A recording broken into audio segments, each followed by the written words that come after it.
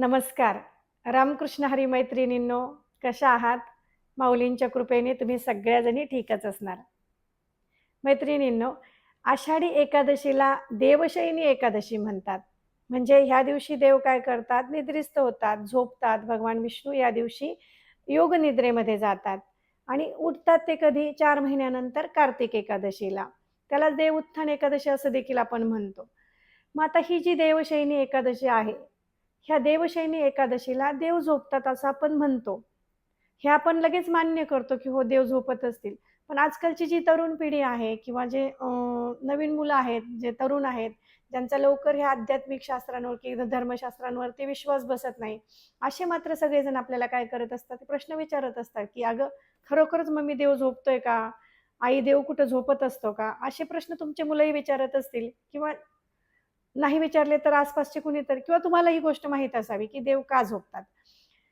तर ह्याच गोष्टीचा अभ्यास करताना मला जी गोष्ट समजली आहे, की का देव झोपतात, ती गोष्ट आज मी तुमच्यासोबत शेअर करण्याचा प्रयत्न करते आहे. तुम्हालाही ती आवडली तर तुम्ही लाईक करा.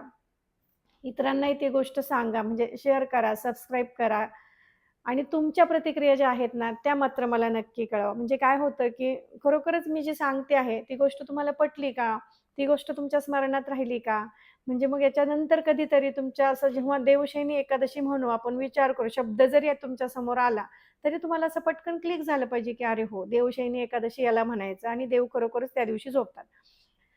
तर पूर्वी काय झालं, की आता गोष्ट सांगायला सुरुवात करते तुम्हाला, की का आपण याला देवशयनी एकादशी म्हणतो?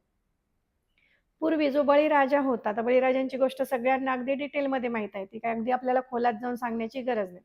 हा जो बळीराजा होता, त्यानं काय केलेलं आहे, स्वर्ग, पृथ्वी या आणि सगळ्यावरती आपलं काय केलेलं आहे, आधिपत्य स्थापन केलेलं आहे. म्हणजे आपलं राज्य त्याने सगळीकडे स्थापन केलेलं आहे. आता जेव्हा देवलोकांवरती हे राज्य स्थापन होतं, तेव्हा बरोबर काय होतं, इंद्राला भीती लागते, की आपलं आता राज्यपद जाईल वगैरे हे गोष्ट. मग नेहमीप्रमाणे इंद्र काय करतो आहे, की भगवान विष्णूकडे जातायत आणि म्हणतायत, की "भगवंता, ह्या बलिराजाचं तू काहीतरी कर. यानं काय केलेलं आहे, सगळीकडचं आधिपत्य गाजवायचा प्रयत्न केलेला आहे आणि आता माझं इंद्रपदही जाईल की काय अशी मला भीती वाटायला लागलेली आहे." जेव्हा इंद्र भगवंताला शरण जातो भगवान विष्णूंना, तेव्हा भगवान विष्णू काय करतात, एक बटूचं रूप धारण करतात. बटू म्हणजे एक छोट्या ब्राह्मणाचं रूप ते धारण करतात. हातात छान अशी छत्री वगैरे घेतात, असं मोठी छान छत्री घेतात. छोटंसं बटूचं रूप घेतलेलं आहे. छोटं धोतर वगैरे असं छान अगदी पंचा वगैरे घेऊन भगवान विष्णू काय करतात, ते बलिराजाच्या दरबारात जातायत. आणि बलिराजा इतका दानशूर आहे, इतका दानशूर आहे, की त्याने जसंच बटू आपल्या दरवाजात येतोय, बटूचं स्वागत केलेलं आहे, त्याचा सत्कार केला, त्याचं पूजन केलेलं आहे आणि आता बलिराजा भगवान विष्णूला म्हणजे त्या बटू वेशातल्या बटूला, वामनाला काय म्हणतायत, की "तुम्हाला काय हवं ते मागा." असं म्हटल्यानंतर पटकन तो बटू म्हणतोय, की "बलिराजा तुझ्याकडे काय आहे तू मला देऊ शकशील असं?" तेव्हा मात्र बलिराजा म्हणतोय, की "बटू तुम्ही काहीही मागा मी ते द्यायला तयार आहे."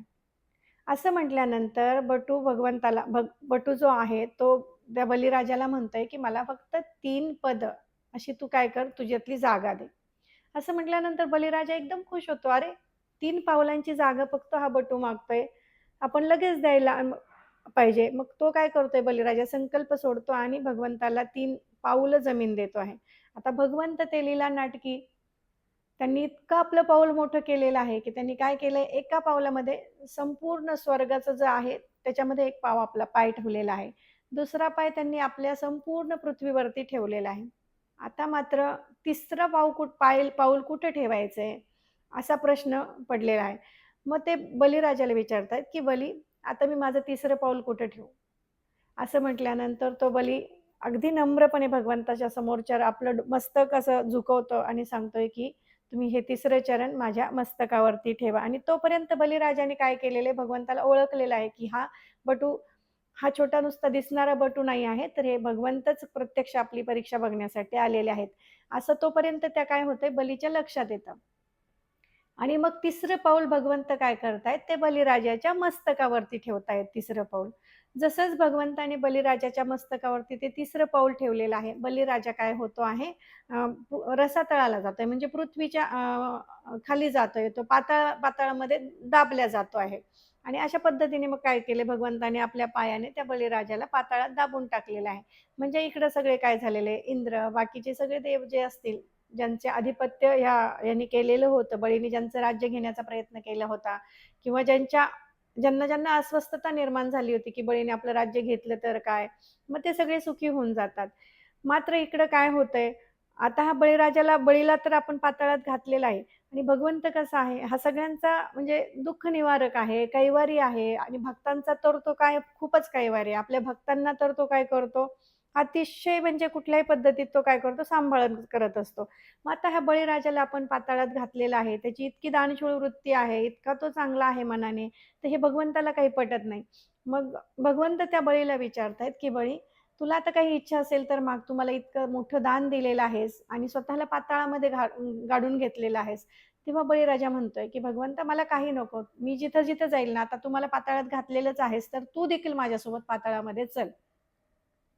असं म्हटल्यानंतर तो भगवंत लगेच त्या बळीराजासोबत पाताळामध्ये निघून जातात. आता भगवंत पाताळात गेल्यानंतर इकडे स्वर्गलोकामध्ये, देवलोकामध्ये हाहाकार व्हायला लागतो. इतके दिवस झाले भगवंत आले नाहीत, भगवंत आले नाहीत. लक्ष्मी आई साहेब रडायला लागतात, की भगवंताला म्हणजे आता कसं आणायचं? भगवंत गेले, लक्ष्मीलाही तो विरह सहन होत नाही, बाकीच्या देवांनाही भगवंताचा विरह सहन होत नाही. आता भगवंताला आणायचं कसं? खूप जण विचार करतात, की कसं भगवंताला आता आपण वापस आणायचं? कारण भगवंत स्वखुशीने गेलेले आहेत त्या बळीराजाच्या दरबारात किंवा त्याच्या पाताळामध्ये त्याच्यासोबत. कारण त्याच्या भक्तीने प्रसन्न झालेत भगवंत आणि त्याच्याकडे गेलेले आहेत. मग शेवटी लक्ष्मी माता काय करतात, की एक अगदी गरीब स्त्रीचं रूप धारण करतात आणि गरीब स्त्री बनून काय करतात, पाताळात त्या बळीच्या दरवाजात जातात आणि तिथं त्या बळीराजाला ते काय करतात, एक राखी बांधतात, की आणि भाऊ मानून घेतात त्याला. मग आता जसंच लक्ष्मी माता त्या बळीला राखी बांधतात, बळीराजा प्रसन्न होतो आणि मग तो काय करतो, आपल्या बहिणीला एक वचन देतो, की "बाई बाई तुला काय हवं ते माग." असं म्हटल्यानंतर जसंच बळीराजा वचन देतोय, तसंच लक्ष्मी काय म्हणते, की "मला भगवंताला तू सोडून दे आणि माझ्यासोबत पाठव." असं म्हटल्यानंतर बळीराजा तयार होतो. कारण तो एक तर दानशूर आहे, चांगल्या वृत्तीचा आहे. तर तो काय करतो, ठीक आहे, भगवंताला तो जाण्याची विनंती करतो, की तुम्ही आता लक्ष्मी आईसोबत जा आणि लक्ष्मी मातेसोबत तुम्ही जा. असं म्हटल्यानंतर प्रत्यक्ष भगवंतालाच वाईट वाटतं, की मी माझ्या भक्ताला सोडून चाललोय. त्यांनी इतकी त्याची चांगली वृत्ती आहे, इतकं त्यांनी चांगलं म्हणजे दान जसंच मी मागितलं तसं मला दिलेलं आहे. मग भगवंत त्याला काय म्हणतायत, की मी आता जातो, पण मी काय करेल प्रत्येक आषाढी एकादशीला आषाढी एकादशीपासून ते कार्तिक एकादशीपर्यंत मी काय करेल, दरवर्षी तुझ्याकडे येऊन राहत जाईल. म्हणून काय करतायत भगवंत तेव्हापासून आषाढी ते कार्तिकी एकादशी हे जे 4 महिने आहेत, भगवंत पाताळामध्ये जाऊन त्या बळीराजाच्या दरबारात राहतात. म्हणजे आपल्याला भगवंत दिसत नाहीत. म्हणजे ते काय होतात निद्रिस्त होतात. म्हणून आपण त्याला काय होतो भगवंत दिसत नाहीत, झोपलेले असतात, निद्रिस्त होतात. कारण ते जेव्हा पाताळात जातात तेव्हा ते पृथ्वी तळावरचं किंवा स्वर्गाचं, देवादिकांचं कुठलंही काम बघत नाही. ते काय करतात म्हणून आपण पाताळात गेल्यामुळे आपण त्यांना निद्रिस्त अवस्थेत गेलो असं म्हणतो. म्हणूनच ह्या एकादशीला देवशयनी एकादशी असं म्हणतात आणि देव या पद्धतीने खरोखरच झोपलेले असतात. आता सगळ्यांना प्रश्न पडेल, की देव झोपले तर ह्या सगळ्या पृथ्वीच्या तलावरचा किंवा संपूर्ण विश्वाचं कसं काय चालणार? म्हणजे आता बघा आपल्याकडे छोटंसं जरी संकट आपल्यावरती आलं, काही म्हणजे आपले न आवडती घटना एखादी आपल्यासोबत घडली, तर आपण काय पटकन म्हणतो, "भगवंता तू काय झोपला होतास का? तुला दिसत नाही का आमच्यावरती इतके अत्याचार, अन्याय होतायत? तुला कसं लक्ष नाहीये तुझं सगळ्यांवरती?" असं आपण सहज म्हणून जातो ना. एक थोडंसं जरी समजा काटा जरी आपल्याला कधी-कधी टोचला, तरी आपण "आई गं, भगवंता काय रे केलंस हे? मी काय चुकले होतेस का?" वगैरे असं काहीतरी म्हणतो आणि भगवंतालाच दोष द्यायचा प्रयत्न करतो, की भगवंताने आपल्याला सांभाळलं नाही. मग आता जर भगवंत 4 महिने झोपणार असेल, तर ह्या संपूर्ण विश्वाचं कसं होणार? सगळ्या मानवजातीचं कसं होणार? देवादिकांचं कसं होणार? किंवा ह्या पृथ्वीतलाचं कसं होणार? ह्या देवशयनी एकादशीनंतर म्हणजे भगवंताची कार्तिकी एकादशी येऊन भगवंताला उठेपर्यंत आपलं काय होणार? तर म्हणजे असंच बघा मोठे अधिकारी जे असतात ना, ते काय करत असतात, की आपल्याला समजा सुट्टीवर वगैरे जायचं असेल, तर ते आपला पदभार काय करतात, इतरांना देऊन टाकतात. म्हणजे त्यांच्या अधिकाऱ्यांच्या ऐवजी दुसरा जो ज्याला पदभार दिलेला आहे, ती व्यक्ती त्या अधिकाऱ्याला येईपर्यंत ते संपूर्ण कारभार काय करत असते, बघत असते. इथं सुद्धा भगवान विष्णू काय करतात, जेव्हा ते पाताळामध्ये जातात, तेव्हा तो आपला कारभार जो आहे, म्हणजे विश्वाची उत्पत्ती आहे, उत्पत्ती नाही तर विश्वाची जी आपण जी व्यवस्था बघतायत, भगवान विष्णू जे पालनाचं काम करत आहेत, तर ती पालन पोषणाची जबाबदारी काय करतात, भगवान शंकरावरती ते सोडून जातायत आणि म्हणून हे 4 महिने काय असतात, भगवान शंकर आपल्या सगळ्या त्या अतिशय जागृत म्हणजे होऊन जातात भगवान शंकर. कारण त्यांना सृष्टीचे काय करायचं, पालन-पोषण करायचं असतं किंवा संहाराचंही कार्य त्यांच्याकडेच असतं. मग पालन-पोषण आहे, संहाराचं कार्य आहे. म्हणून 4 महिने काय होतंय, भगवंत शंकराची जी शक्ती आहे, ती अतिशय जागृतपणे या 4 महिन्यात काय करत असते, आपल्या सगळ्यांवरती लक्ष ठेवून असते. आता ह्या संदर्भातचा जो व्हिडिओ आहे, की भगवान शंकर कसे जागृत होतात, कशा पद्धतीने ते आपल्याला या 4 महिन्यामध्ये सहकार्य करतात आणि म्हणून आपण शंकराची 4 महिने कशी आराधना करायची, या संदर्भातचा व्हिडिओ आपण पुढच्या व्हिडिओ म्हणजे ही सगळी जी माहिती आहे, ती आपण पुढच्या व्हिडिओमध्ये बघणार आहोत. कारण मग हा व्हिडिओ खूप मोठा होऊन जाईल. तुम्हाला ऐकायलाही कंटाळा येईल आणि महत्त्वाचा मुद्दा या व्हिडिओमध्ये हाच आहे, की आपल्याला देवशयनी आषाढी एकादशी कशाला म्हणायचं, ते कळायला पाहिजे.